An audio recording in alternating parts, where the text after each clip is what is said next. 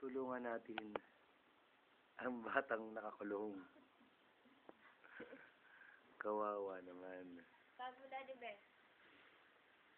Ang batang nakakulong.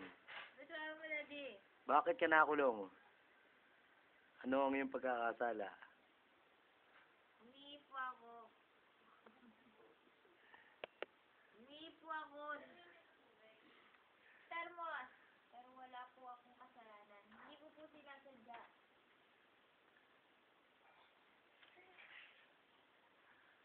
Ayun ay pinipilit kong makatakas.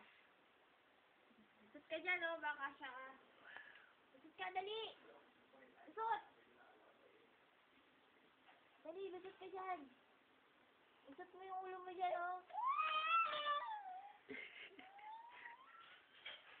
Usot mo yung ulo mo. Yan. Sige, pag-asay mo. Sayang, hindi ko na siya.